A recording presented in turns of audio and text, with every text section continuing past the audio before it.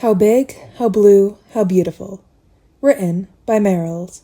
Read to you by Evie is Evil. This fic is rated for mature audiences. The archive warnings are creator chose not to use archive warnings. The categories are gen and male/male. The male/male ship being Tim Drake / Kon-El or Connor Kent. The fandoms are DCU Comics, Superboy Comics, and Young Justice Comics.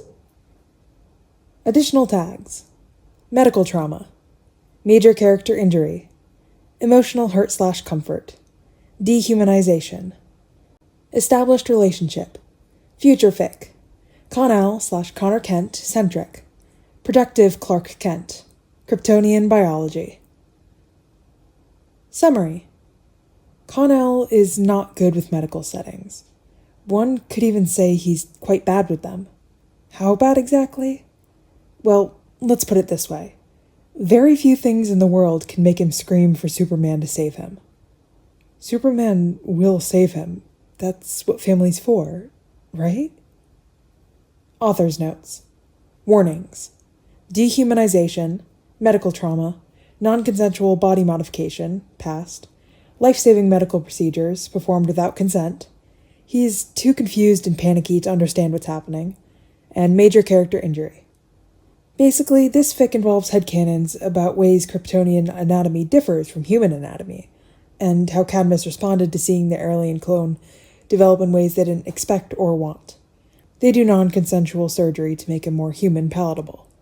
Kon, later, in a situation where he needs life-saving medical help, panics and has a flashback to that.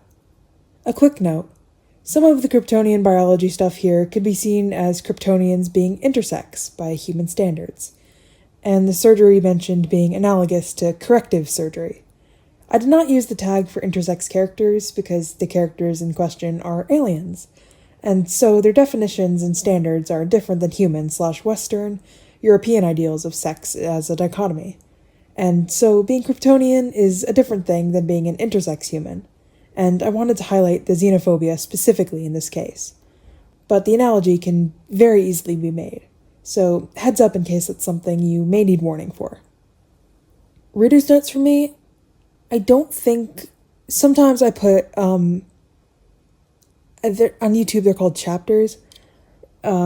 Sometimes I use those for trigger warnings of certain sections if a fic has trigger warnings.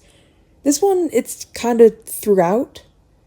So I'm going to tell you here and now, if any of those tags aren't your thing, just don't listen to this fic this time, because it is mature and it's kind of throughout, so there isn't really sections to skip. Just letting you guys know. Alright, on to the fic. It hurts. Kon can barely move. His body's sluggish and unresponsive, and it hurts. Everything, but especially his stomach. It's like he's been cut open and the knife is still in there, with a mind of its own. It hurts so bad he can't think, can't move, can't breathe. Where is he? What happened? It hurts, it hurts, it hurts, it hurts. Stay awake, stay awake. Okay, Kon? It's gonna be okay. We're gonna get you all better. Just stay awake. Someone is saying. The sounds pass through Kon's ears like garbled static, and cotton fuzz and nothing. Only after several seconds do they resolve into words in his sluggish mind. He moans in response, too worn by agony to bother trying any actual words. It hurts, and he's so tired, and it hurts. Grenade shrapnel got embedded deep. Kryptonite in the wound, and I can't tell where, but pain. Kon doesn't know where he is. He doesn't know what's happening around him. People flurry around, rushing this way and that, but he doesn't care because it hurts. It hurts, it hurts, it hurts, and he can barely breathe through the pain, and stay awake. He does kind of recognize that voice. Vaguely. Or something. Robbie? Robbie. Hang in there, big guy. I know it sucks, but you saved us, and it's going to be okay. I just need you to stay with us. It hurts. It hurts. Kon tries to respond, but all he can manage is a pained moan. It hurts so, so bad. He opens his eyes. It takes a lot of effort. His vision is blurry, and he doesn't recognize anything. He's rushing down a hallway, horizontal on his back, and people on either side of him are talking in rapid voices he can't parse, and... Wait, no. No. They're wearing white coats. Some of them are in surgical scrubs instead, and Kon can hear something beeping. White coats, surgical scrubs, beeping, pain. No, he manages, his chest tightening. The beeping gets faster, as if it's mocking his panic. No. Shh, Robbie says, still sounding worried. It's gonna be okay, just hold on. A door opens. Kon stops moving. His bed, the stretcher, stops moving under a bright light. It's all too familiar, and Kon knows what's going to come next. How did he get here? Why is he here again? They're gonna cut him open and call it an examination. They're gonna take him apart and call him Project 13. They're gonna slice through his skin and take samples of his body and... He chokes on a sob. It already hurts so bad, and he can barely move, but he can't. He can't do this again. He can't. He needs to get out of here. He needs to get somewhere safe. He needs... The voices are still talking, too loud and too fast to understand. Kon tries to breathe harder, his heart racing. The beeping doesn't help, and looks around frantically. Where's the exit? He just came through a door, but he doesn't know where it went. A gloved hand settles on his arm, and a cold wipe that smells of alcohol scrubs over his skin. Kon tilts his head to see what's happening.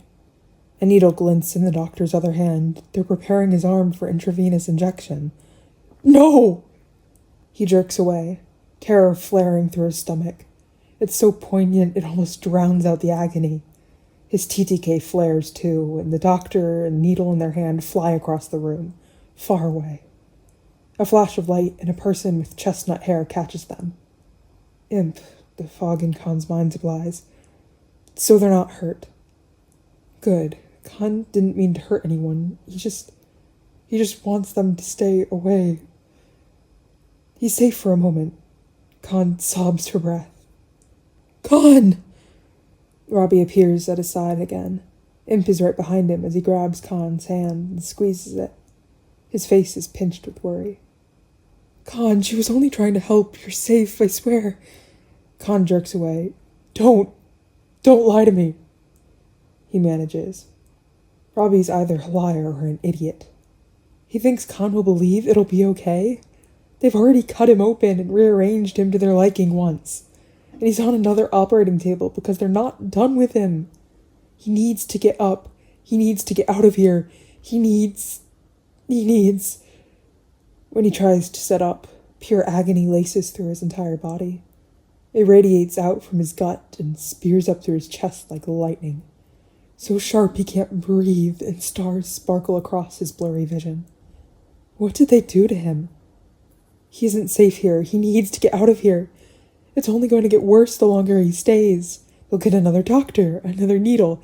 He has to sit up, even if it's going to hurt. He steels himself. He needs to move. Strong hands clamp onto his shoulders and hold him down just as he tries to sit up. Despite all his strength, they hold him down. Kon cries out, a new wave of ice-cold terror spearing through him alongside the searing pain. No, let me go! Cassie, you're scaring him! Robbie tugs at the new person's wrist, completely ineffectively. We need to calm him down, not... The new person, Cassie, ignores him. Kon thinks he knows her, that he trusts her. The betrayal stings. Kon, listen to me. Kon shakes his head, terrified. He needs to escape. He needs to get away. He needs to run.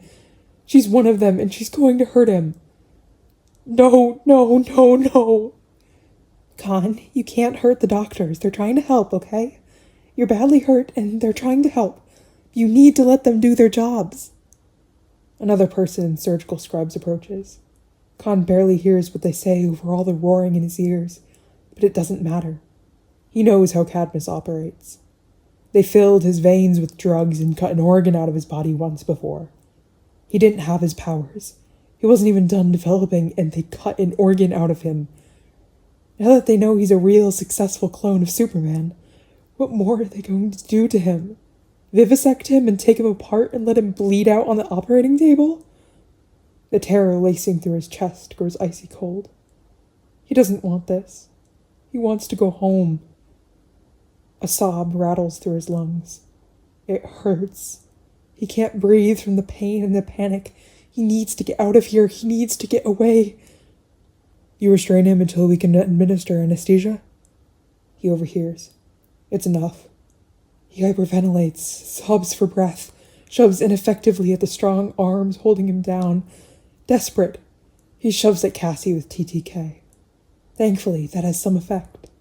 She yelps as he shoves himself a few inches off the bed. Hope soars through him. He struggles to sit up. Maybe he can still make it, can fly away before... Something is wrong in his abdomen. Sitting up has never been so difficult. People are shouting. Something is beeping. Cassie is already reaching for him again. Sudden, sharp, white-hot pain tears through his entire body like a wildfire, and he blacks out. When he comes to, Cassie is over him again, and glowing golden ropes wind tight around his shoulders, his wrists, his thighs, his legs. He's completely pinned to the bed. One end of the ropes is wrapped around Cassie's blood-covered hands. He can't move. His TTK can't get a proper grip on the ropes. It's like trying to hold on to a stick of butter. He can't move. He can't escape. No, this can't happen again.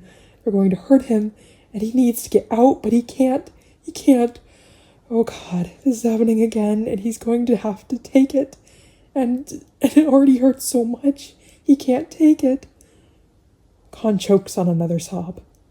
Please, he begs. Please. Cassie looks anguished. I'm sorry, Kon, she says, but she's not sorry enough to let him go, so it doesn't matter. It's for your own good, I swear. It'll be okay.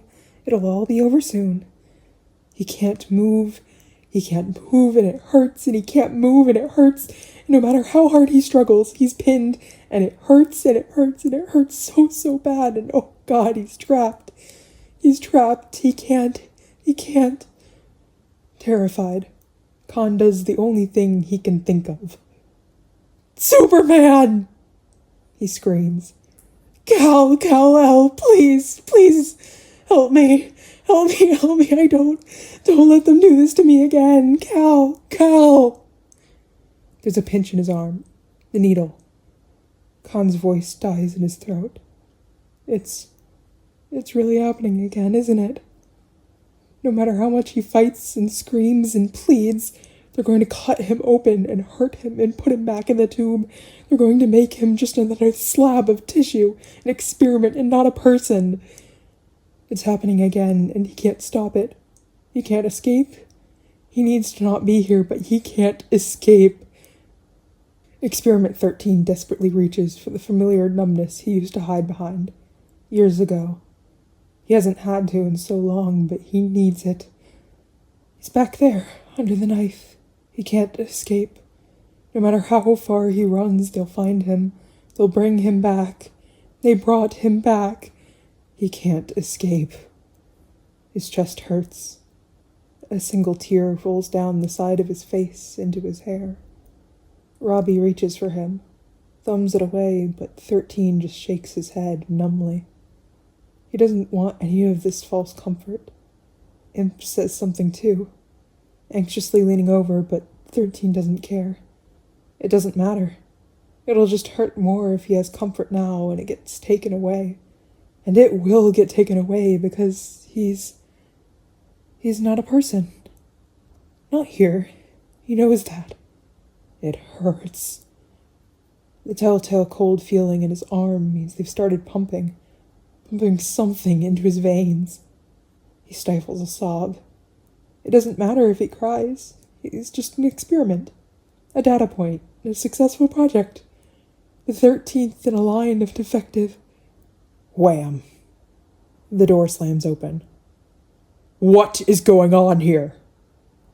Superman stands silhouetted in the doorway, resplendent in all his full Kryptonian glory. The light from the hallway behind him makes him look like an avenging angel. His cape billows out behind him as he strides forward into the operating theater. He's an even more welcome sight than the sun. And even though 13 can't move, thanks to the golden ropes, he whimpers, fingers twitching as he yearns to reach for him.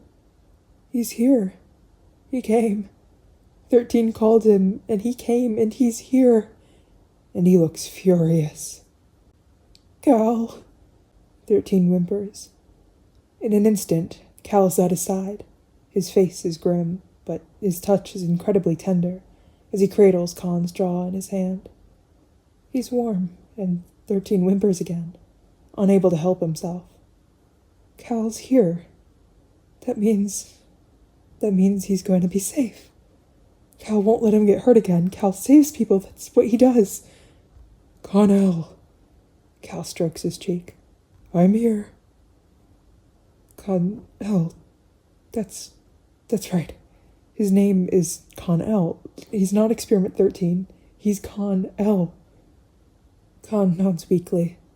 He still can't move, still can feel the needle in his arm, but Cal's here. That means he can drift away. Cal is Superman. He protects everyone, and he won't let them hurt Kon.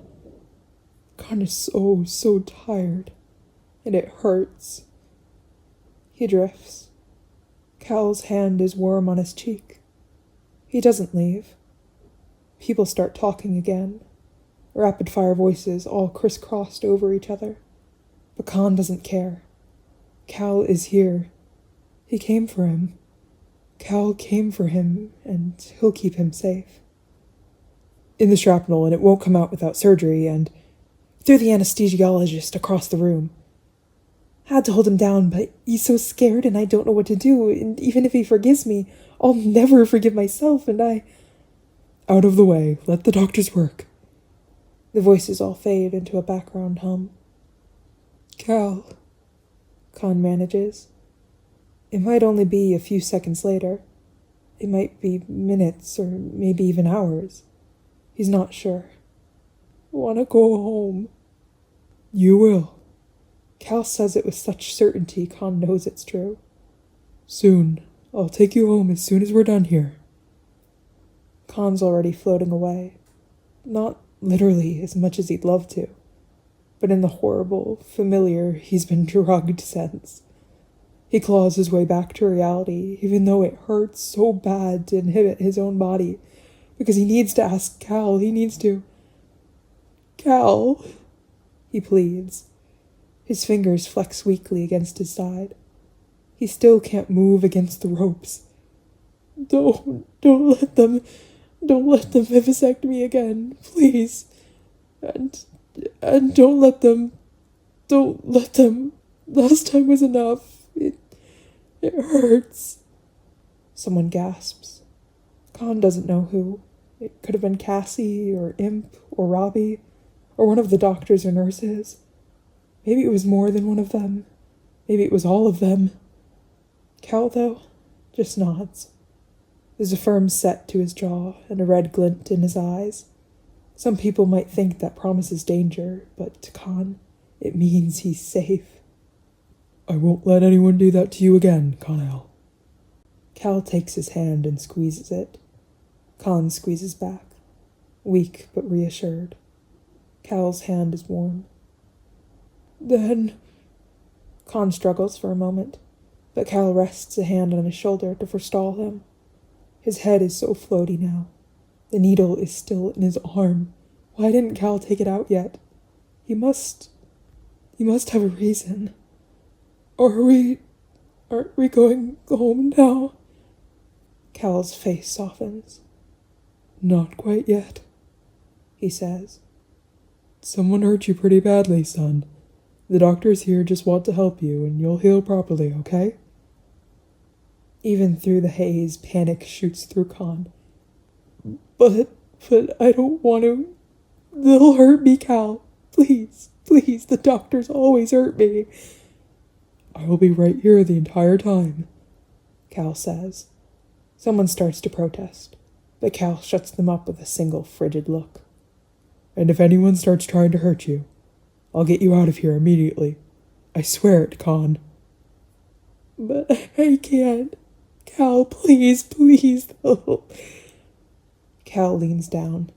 He bumps their foreheads together, looks intently into Kon's eyes.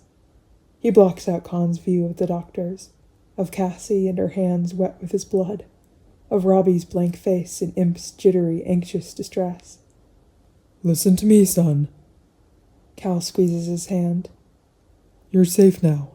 I won't let anyone hurt you. You're safe. Now close your eyes, all right? I'm here. Kon bites his lip. It's getting really hard to keep his eyes open. It feels weird to be so tired when he's so scared, but...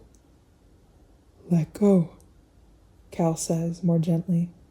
He's not looking at Kon anymore, but Kon can still feel the grip of his hand, can still hear his heartbeat right here. I've got him. Cal's got me, Kon thinks woozily. He's safe. Cal promised he wouldn't let them hurt him. He's got him. A moment later, the golden ropes slither and slide away. The last thing Kon knows is relief so poignant he nearly chokes on a sob, and then everything fades to black. He drifts. Kon's known for years that Cadmus did things to him. He and Cal found out together ages ago, not long after Cal gave Kon his name. They were at the fortress, and Cal said he wanted to put Kon's information into the databases as a member of his family. So Klex gave him a biometric scan, and then, while doing a physical, observed that something was wrong. See, Kryptonians are aliens. They look a lot like humans on the surface, but not everything on the inside works the exact same way, and not every single bit of surface stuff is the same either. Especially because, some parts of the body are both external and internal. So, okay, never mind. The surface versus inside dichotomy isn't the point. The point is, there's differences between Kryptonian and human bodies, right? Human bodies don't have a secondary vascular system for the transport of simple sugars, manufactured by their photosynthetic skin. Humans don't have photosynthetic skin, period. Humans don't have an organ in the chest that processes those simple sugars and converts them to energy. Humans don't have the same CRISPR systems in their cells that highly regulate genetic damage, like thymine demerization, from all the radiation Kryptonians expose themselves to, etc., etc. Humans also have higher rates of sexual dimorphism than Kryptonians, and they get weird about it. That's what Kon discovered via Klex all those years ago. Kryptonians all have both oogenic and spermogenic systems, regulated by a complex hormonal cycle, but the humans growing him in a tube at Cadmus had no way of knowing what was and wasn't normal for a Kryptonian. They just saw that he had parts that their Superman wasn't supposed to, so they cut them out of him, before he ever woke up. When he was a few days old, developmentally still a child, but clearly a viable clone. They cut him open and took out the uterus they didn't want him to have, just to make sure there'd never be an accident or a controversy over their lab-grown Superman ever getting knocked up. Cal was horrified when they put together what happened. Kon mostly didn't know how to feel, especially because he'd been still living at Cadmus back then. Of course, under Mickey's management, it was totally different than before, but it was just hard to wrap his head around, so he simply didn't. And until fairly recently, that's worked out for him. It's not like it ever came up in any of his old relationships. He didn't even know about it when Kay fucked him on the beach, and even if he'd known, she wouldn't have cared. With Cassie, the lights were low, and she didn't ask. They only slept together the one time, and Neither of them likes to think about it anyways. He told Tim the bare bones, when they both tumbled into bed together for the first time. Just that Kryptonian junk isn't the exact same as human, but no worries, Kon's infertile. None of the details don't matter. The details were, a deeply repressed memory that he didn't even know he'd repressed. Until one night at the farm, he woke up to Crypto howling up a storm, and Ma frantically banging on his door, but unable to come in, because Kon had pushed everything away with a firm telekinetic barrier in his sleep. His throat was hoarse the whole next day because he'd been screaming. Until then, he didn't even know he'd been conscious. He thought it all happened before he ever woke up, but it turns out that he did wake up, just barely, because he wasn't in the tube during the CT scan. They kept him drugged with the right dosages of sedatives and anesthesia for a human child of his stature, but they didn't know that it wasn't quite right for a Kryptonian child. So he could hear, he could feel, he just couldn't move or speak or communicate. He felt himself being strapped into place for the CT scan. He felt the vivisection. He felt the surgery. The first memory he'd ever had was of needles and drugs and scalpels and helplessness and agony. Of course, being held down, being called an it over and over and over, not a person, just a project, of pain so excruciating it was a blessing when they put him back in the tube and his thoughts all faded away. His first ever memory was so horrific that his mind sealed it behind lock and key, until years later when he finally felt safe and at ease enough with it that it seeped back out. So, yeah, you could say that Kon doesn't love operating rooms, or drugs, or surgeons. So he drifts. His dreams are uneasy, floating between memory and foggy nothingness. Occasionally, he recognizes some voices, here and there, but he's not conscious enough to hold on to them for long. He's exhausted, and his limbs are leaden, and he's just barely awake enough now and then that he knows he's afraid. He keeps drifting. There's nothing else he can do. Someone is crying. He knows that voice. Two voices, one weeping, the other talking gently, comforting them. Kon aches to join in, to assure the person crying that it's all right. He doesn't know where he is, doesn't know who's there, but he knows he loves both people he can hear, and he doesn't want either of them to cry. But he's so very tired, and even opening his eyes seems like a Herculean task. There's no way he can even twitch a finger. It's all he can do to get his sluggish, floaty mind to parse the words he hears.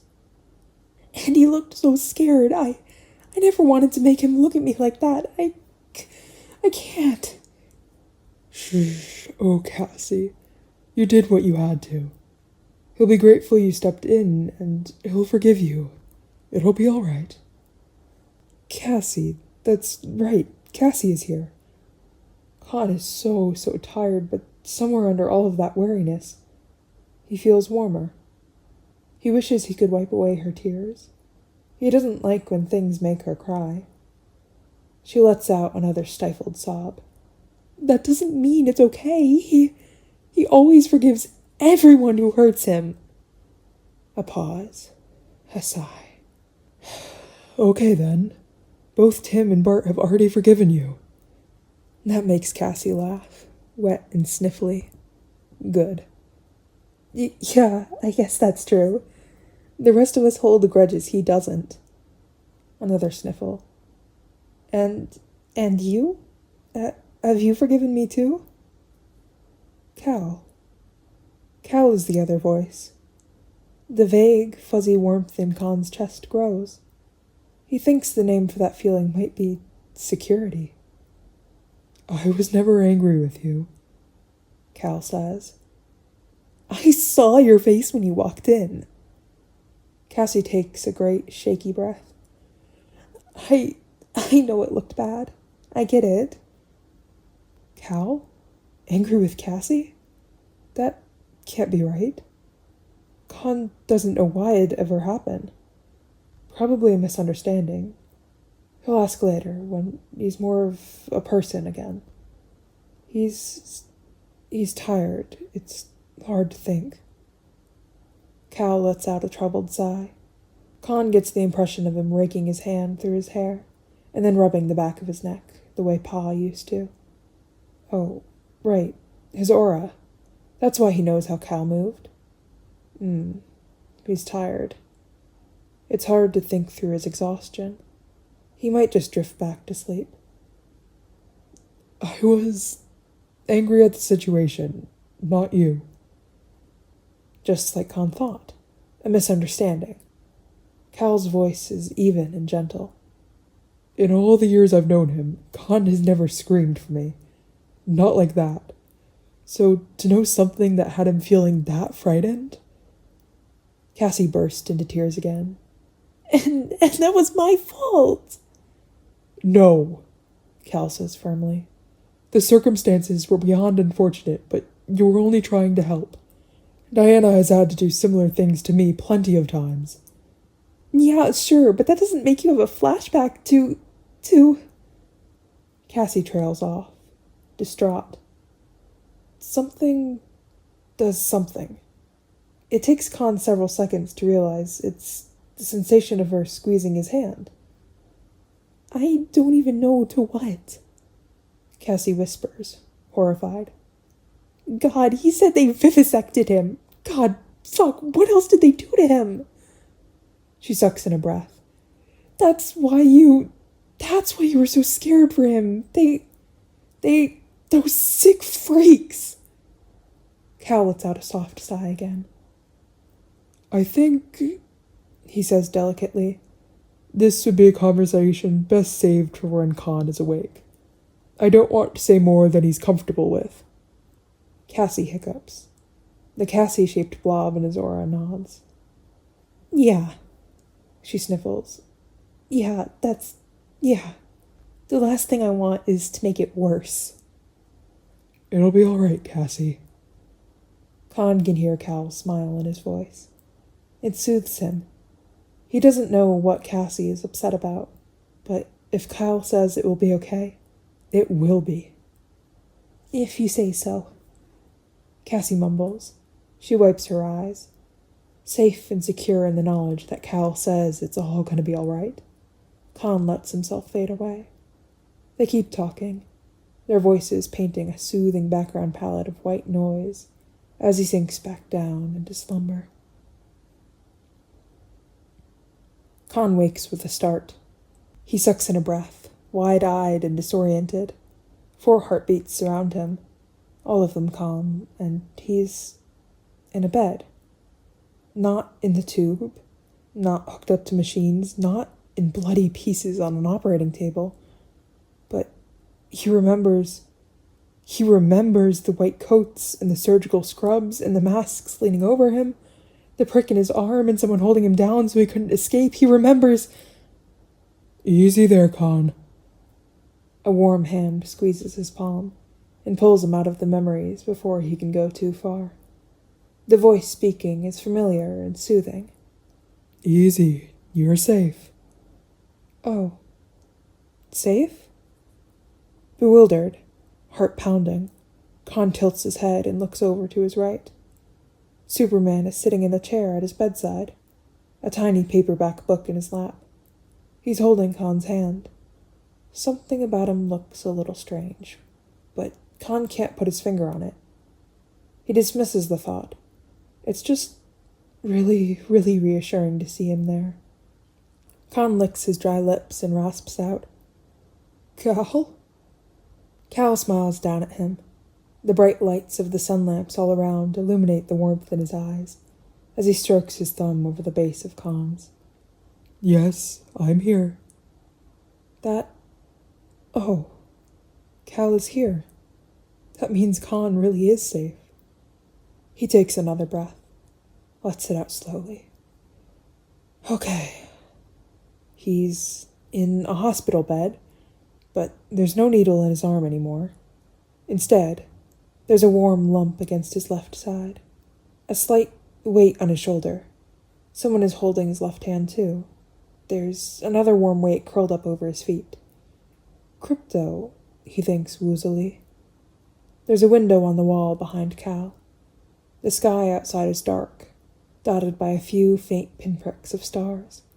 It was daytime earlier, when they were fighting, and then... How long has Kon been out? He's been unconscious for hours, in a hospital, and Cal's been here watching over him this whole time? Even though he surely has plenty of important stuff to do? Kon's chest tightens. He swallows hard, his throat dry, and blinks rapidly at the ceiling. Memory trickles back in, bit by bit. Everything is still a haze, but he remembers being more scared than he's been in a long, long time. Maybe ever. He was terrified. He was so deep in a flashback that he forgot his own name. And he screamed for Cal, and Cal came. Sniffling, Kon tries to blink back the tears prickling at his eyes. He's barely awake, and he's so tired. And even though hospitals make him antsy at the best of times, he knows he's safe. He's safe because Cal is here, and his best friends are here, and... Oh, Kon, Cal murmurs. He leans forward to gently thumb a tear away from the corner of Kon's eye. His hand is warm against Kon's cheek. It's all right. It's all right, son. You're safe. The warm thing against Kon's left side shifts, and Kon sniffles again, then rolls his head to the side to see what's happening. It takes more effort than he'd like to admit. A head of fluffy chestnut hair greets him, and then a pair of lightning golden eyes and a freckled nose. Both of them blink at each other for a moment. Then Bart flings his arms around his neck and squeezes him tight. He's careful to keep himself at Kon's side, not putting any weight on his abdomen, where Kon can feel the wound still healing. But he still clings like a limpet. The tears only well up in Kon's eyes faster, as he stares up at the ceiling over Bart's head, brows knit. Grief, Kon, we were all so worried. A breath shudders through Bart's whole body. Don't cry, it's okay. We got you, okay? Kon's awake? That's Cassie's voice, rough and sleepy. Belatedly, Kon realizes she's the one holding his other hand, sitting in a chair at his bedside, opposite Cal. Her eyes go wide as Kon blinks at her, and her free hand leaps to cover her mouth. Kon, I'm so sorry. Do you want me to leave? I don't want you to feel like you're in danger or anything, so I can go if that'd make you feel better. Don't put all that on him right now, Cass, Bart scolds, though he's surprisingly gentle about it. He's barely awake. Kon blinks at her again. His chest is tight, and there's a painful lump in his throat. He squeezes her hand when he finds his voice again. It's thick and hoarse. Stay, please. Cassie's eyes get very round and very shiny. She nods rapidly, squeezes his hand in both of hers, and intertwines their fingers. Yeah, of course I will. Bart shifts at his side, moving back onto the mattress, and rubs his cheek against Kon's shoulder. Kon tries in vain to blink back tears all over again. Cal wordlessly thumbs another one away, before it can drip onto the pillow. Tim's sleepy mumble drifts over. Oh, shit! Bart zips away. In an instant, he's standing by Cassie, holding a precarious-looking pyramid made of paper cups that he sets down on the windowsill. Why? The warm lump on Kon's legs shifts, and Kon looks down and... Wait, what? Tim, not Crypto, sits up from where he's been curled over Kon's legs. Has he been down there just cuddling Kon's feet? He's been asleep for a while. His cheek is red from where it's been pressed against his arm, and his hair is an impressive mess. What in the world? But Tim looks at him so tenderly that his confused thoughts grind to a halt. Kon kind of wants to cry even more.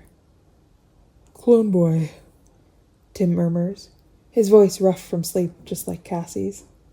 They've all been here, waiting, keeping watch over him for hours. You're awake. Hi, how are you feeling? Tim rests a hand on the blanket over Kon's knee, and, belatedly, Kon realizes what was different about Cal. His cape isn't on his shoulders, it's draped over Kon as an extra blanket, to keep him warm after anesthesia. It's too much. Kon tries to hold back, but it's a losing battle. He bursts into tears. All four of them exclaim in dismay.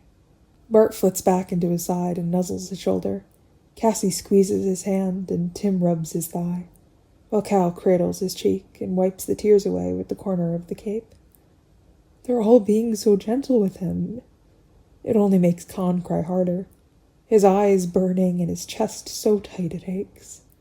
He was so scared. He thought he was back at Cadmus, back under the knife, back in a place where his mind and body weren't his. He was terrified out of his mind, and they're all here, protecting him, even though it was all just in his own head, because they love him. The thought only makes him cry harder. It's not very comfortable, sobbing his heart out while flat on his back, and he chokes on his own tears and winds up coughing pathetically. Hush, hush, it's okay, you're okay. Cal frets. He slips one hand under Kon's back and helps ease him halfway to sitting up. Bart immediately rearranges the pillows to support him better. Take a deep breath. Slowly now. It'll help. He's right. It's easier to breathe sitting up. But Kon can't stop crying. Not when there's this big, confusing knot of gratitude and relief and shock and terror still rattling around in his chest. Sniffling, he tries to swallow a sob, but it comes out as a pathetic, choked noise, and Kon just hangs his head and lets out a tiny, piteous wail. He'd bury his face in his hands if they weren't being held. As it is, he just stares at his blurry lap and lets the tears roll down his cheeks. "I'm so sorry, Kon," Cassie says tearfully. She squeezes his hand a little tighter. "I swear you're safe. No one's going to hurt you. I'm so sorry I scared you." It's okay, Kon manages. She did the right thing. He threw a doctor across the room. God, if Bart hadn't caught them, Kon could have killed them.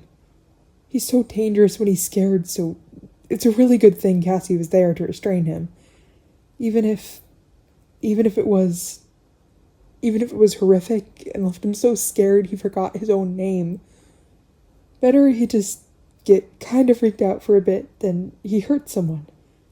It's a good thing Cassie held him down. Somehow, that doesn't actually seem to make Cassie feel better. She chokes on a tiny sob that only makes Kon want to cry harder, too. "Kon." Breathe, Angel, Tim murmurs.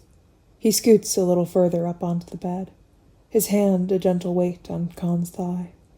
His voice is soft, his face impossibly tender, even through all the tears in Kon's vision. "He loves me," Kon thinks, and sobs again. "All of them love me." For several minutes, he just sits there and bawls, his chest so tight it aches. Bart keeps rubbing his back, while Cal pets his hair like he's crypto. Cassie still hasn't let go of his hand, and Tim stays in front of him, murmuring soft nothings. It's a lot, especially when Kon can't stop thinking about how scared he was and how safe he knows he is now. But his throat is dry, and crying takes a lot of energy, and he's still healing, and all too soon, his sobs turn into awkward sniffles and coughs instead. He sniffs again and scrubs a hand over his face. "This sucks." "Here," Tim murmurs gently, passing him a tissue. Kon gratefully blows his nose. He's about to throw the tissue at the trash can, but Tim takes it from him and tosses it away himself. There you are. Cal pets his hair some more. There you are, Kon-El. How are you feeling? Beachy, Kon croaks. His eyes burn. Ugh. Oh, Kon. Cassie still sounds close to tears herself. Do you want some water? I can go get you a cup. That might help. Kon can't quite manage any more words without bursting into tears again, but he musters up a nod. His throat hurts. Cassie doesn't bother to disguise her relief at having something helpful to do. She nods back and practically leaps up, grabs one of the cups from the pyramid Bart had put on the windowsill, and strides to the door in a hurry. Kon swallows hard, takes a breath, blows it out. Thanks, he mumbles, staring down at his lap. His gaze flicks to Cal's hand for a moment. For coming and, for staying. Kon. Cal takes his hand again and squeezes it tight. You called me. I will always come when you call me. Kon's eyes water again. He valiantly fights the tears back. Yeah. He swallows hard again. His throat is sore, and all his crying really hasn't helped. Sorry, it was like a false alarm. Tim, Bart, and Cal all make disapproving noises. I wouldn't call it that, Cal says diplomatically. Shut the fuck your stupid mouth, Bart says at the same time, less diplomatically. I mean, I wasn't in actual danger, Kon protests. His heart isn't in the fight, though. He's too drained to argue with them. He really just wants to sink into the comfort they're all offering him. And shame or no shame, he knows they'll let him. I got all mixed up in my head. Yeah, because you were scared. Tim leans over and brushes a gentle kiss to his brow. One of these days, I'll get it through your head that, your feelings matter just as much as you insist the rest of ours do. Well said, Cal agrees, just like Kon thought. They're all ganging up on him. Oh well, makes it easier to accept defeat and let himself sink into them like he wants to, he guesses. Just because you weren't in danger doesn't mean you didn't need help. Oh, that's hard to argue with. Kon hangs his head. Bart nuzzles his shoulder again, hugging his arm tight. Yeah, dumbass. He squishes his cheek against Kon's shoulder. I'm glad you called him, he admits after a moment, softer. Seeing you that freaked out none of us could get through to you, and you know. Yeah. Kon sniffles again, takes a shaky breath. Sorry I put you through that. Bart glares at him, hand clamped over his mouth. What the fuck is wrong with you? Why are you apologizing to any of us, huh? You just had, a whole trauma incident. We're just trying to take care of you. If anything, Tim says, a furrow in his brow, I'm sorry that we weren't able to. None of us are qualified surgeons, so we had to come here no matter what, but we should have known better and done something. I'm not sure what, but something to make the setting easier on you. Kon shakes his head. Bart drops his hand to let him talk, though he does stare threateningly. It's almost enough to make Kon smile. Almost. You didn't know I'd have that flashback. You've told us you don't like needles, and you've never been that comfortable in medical settings. Tim shrugs one shoulder. It's kind of amazing that he's not asking what the flashback was. Another surge of helpless gratitude overwhelms Kon for a moment. He knows Tim always wants to know things. The fact that Tim is ignoring his urge to ask, just to make Kon feel more at ease, is a lot. It's not rocket science to think maybe this would have been upsetting, so I'm sorry for not planning around that beforehand. That's stupid. Kon's literally invulnerable, most of the time. Of course Tim didn't make any sort of contingency plan for how to keep Kon from having a dumb little meltdown and nearly killing a doctor if he ever needs emergency surgery. Kon opens his mouth to say so, but before he can, the door opens, and Cassie strides back in, cup of water in hand. Sorry it took me a minute, she says apologetically. I got a little turned around. Her eyes are red-rimmed. She probably needed a minute to go cry in private. Kon doesn't call her on it. Thanks, he says instead, and lets her hold the cup to his lips. The water is refreshing, if a little cold, and Kon drains the whole cup. His throat feels a little better. Anytime. Cassie sets the cup aside, then hesitates. Can I hug you? Oh, this is really eating at her, isn't it? Cass. Kon dislodges Bart from his left arm and reaches up for her. She leans down over Bart, flings her arms around him and holds on tight, burying her face in his hair, and Kon wraps his arm around her ribs and leans into her best he can. I'm not mad at you. I'm grateful you stopped me before I could seriously hurt anybody. Told you he'd say that. Tim mutters. Despite everything, a tiny smile tugs at Kon's lips. Tim always has loved telling people I told you so. You did? Cal chuckles. I told her that too. Kon turns his head against Cassie, just in time to watch them both high-five. You guys are squishing me, Bart complains. Cassie lets out a watery laugh and draws back, ruffling Bart's hair, before she drops back into her chair. Then she sits up again. Oh, Kon, did you want more water? I can go get some. Warmth surges in Kon's chest again, and his eyes prickle despite himself. He shakes his head. No, not right now. I'm good. A lull falls over the five of them. Kon sinks back against his pillow and sighs. He can't quite shake the guilt. He made them all worry so much, but he can't deny that it feels so much better to deal with the aftermath of that kind of flashback, with his best friends all around him, with Superman right by his side. It's hard to feel much safer than he does with them here. And God knows he could use some feelings of safety after that. His gaze drifts to the window again. It's been hours. They've all been here with him all day and well into the night, waiting for him to heal and to wake up. It makes his chest all tight again if he thinks about it too hard. He's loved. And then his gaze falls to the cup pyramid. Cassie grabbed one off the top, and he tilts his head inquisitively. What's up with that thing, by the way? Bart follows his gaze. Oh, that, he says dismissively. Cass and I got bored while you were out, so we started playing cup stacking games on Tim after he fell asleep. Guys, Tim sighs. Again? It was pretty impressive, Cal says. You guys must do that a lot.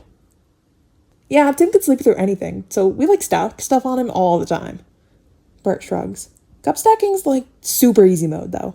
Evil Jenga's more fun. Like I said, Cassie sighs. We aren't playing Evil Jenga when Tim's asleep on Kon, when Kon is in a hospital bed. Dare I ask what Evil Jenga is? Cal sounds amused. He leans over and smooths the hair back from Kon's forehead, smiling, and Kon tilts his head into his touch, heart lurching in his chest. It's like Jenga, but you're actively sabotaging each other's turns, he explains, closing his eyes for a moment. Cass presumably vetoed it because of the possibility of someone elbowing me in the surgical wound. Or stepping on you, Cassie agrees.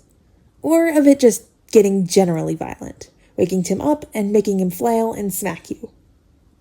Guys. Tim sighs again. Kon opens his eyes and looks at him, holds out his hand, and Tim takes it with a soft smile. Kon runs his thumb along the familiar calluses on Tim's knuckles. Why were you asleep on my feet anyways? Bart lets out a bark of laughter. You lost the rock, paper, scissors tournament. Tim huffs. Yeah, 'cause you cheated. Get good, Drake. Not my fault you're slow. Tim flips Bart off. Bart lightly kicks his hand. Tim flips him off again, and Bart flips him off right back. Tim rolls his eyes and turns his attention back to Kon. To answer your question, Bart cheated at rock, paper, scissors, and I had the misfortune to lose to Cassie. So Bart got first place, by cheating, might I add, and therefore got to cuddle with you, 'cause he's a filthy cheater. Cass got second, so she got to hold your hand, so I got your feet.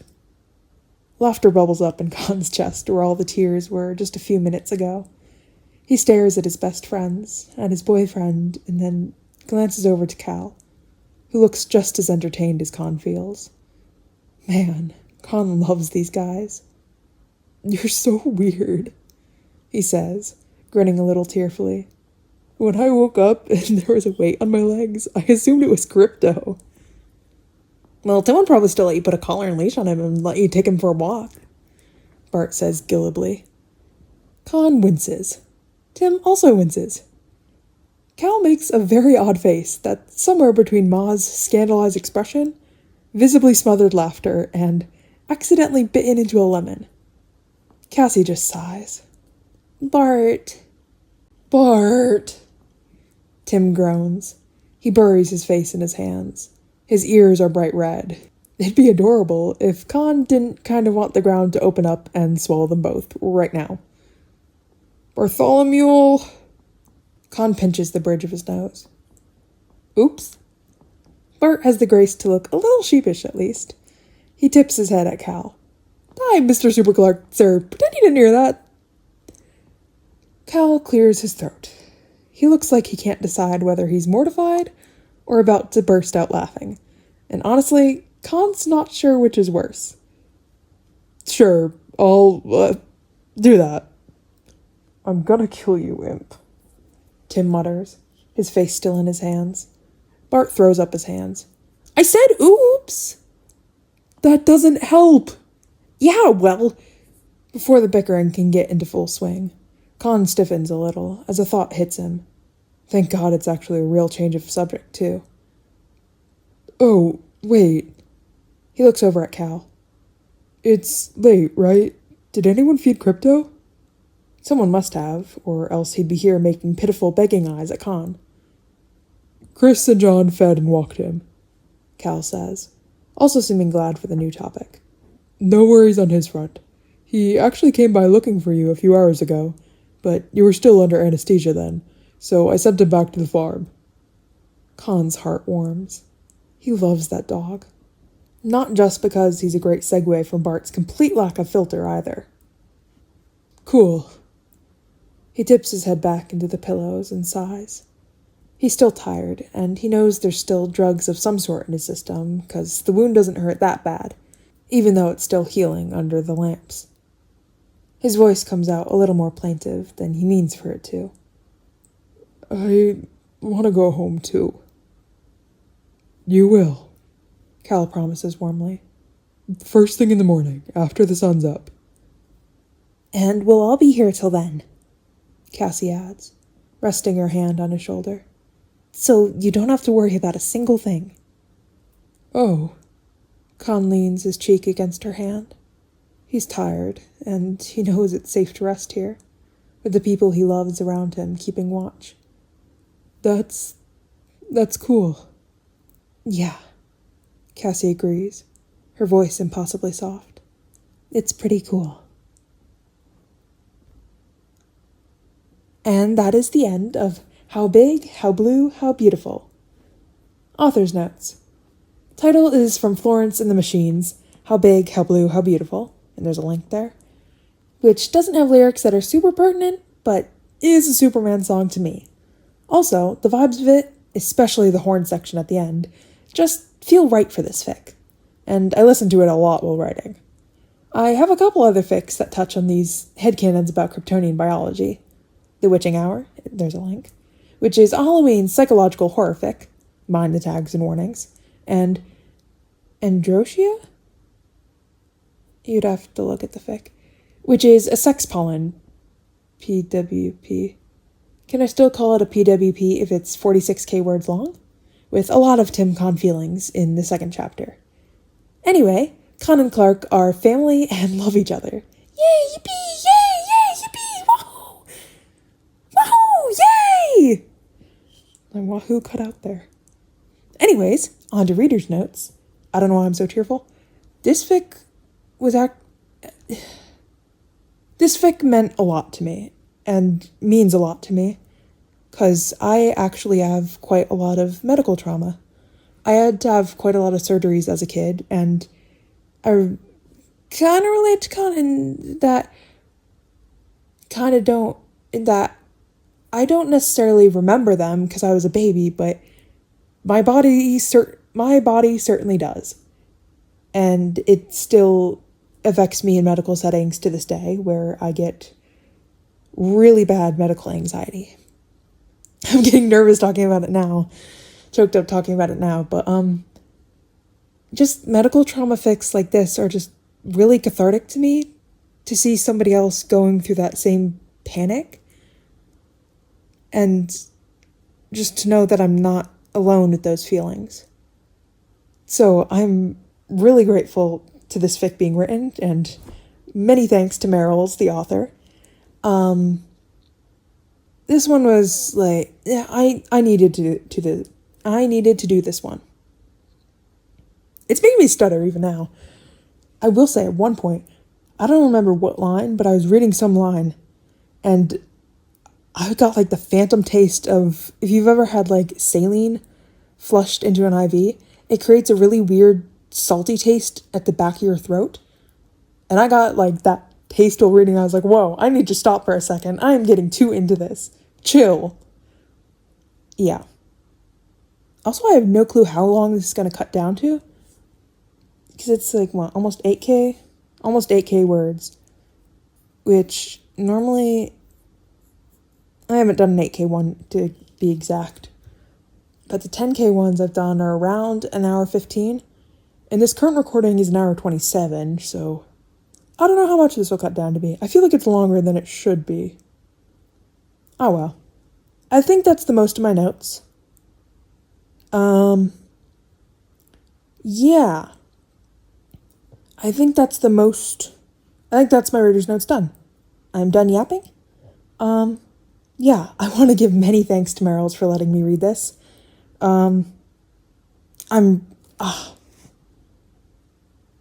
This fic was a lot. This one's quite personal to me.